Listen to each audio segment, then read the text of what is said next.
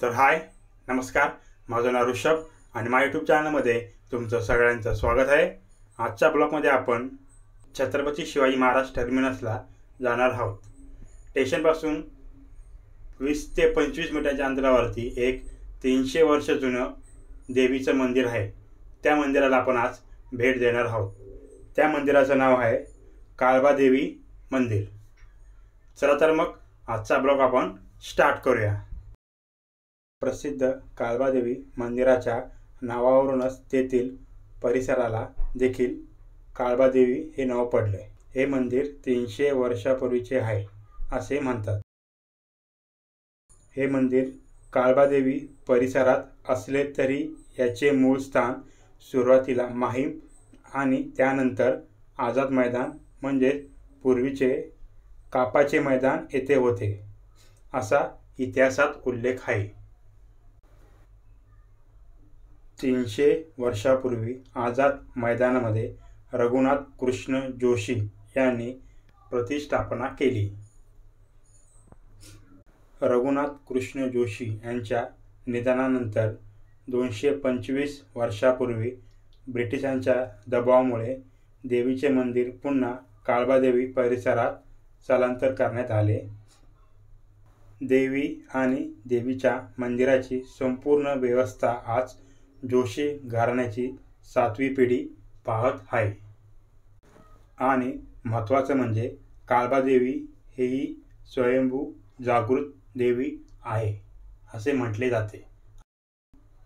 काळबादेवीसोबत महालक्ष्मी देवी आणि सरस्वती देवीचीही प्रतिष्ठापना तिथे केलेली आहे.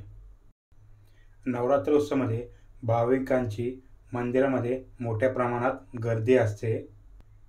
मंदिर जरी छोटा असलं तर खूप सुंदर आहे. तुम्ही जर कधी काळबादेवीला गेलात तर या मंदिराला नक्की भेट द्या.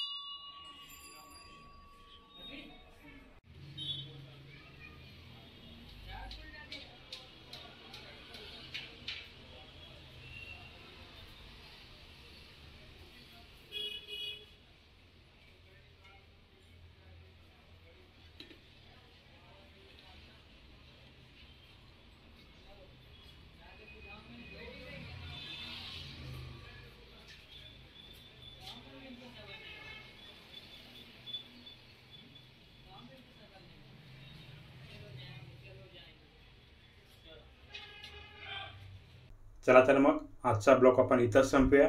तुम्हाला जरी व्हिडिओ आवडले असेल तर व्हिडिओला लाईक करा आणि चॅनलवरती जर नवीन असाल तर चॅनलला सबस्क्राईब करा आणि ही व्हिडिओ तुमच्या फॅमिली मेंबर आणि मित्रांमध्ये नक्की शेअर करा. लवकरच भेटू एका नवीन व्हिडिओमध्ये.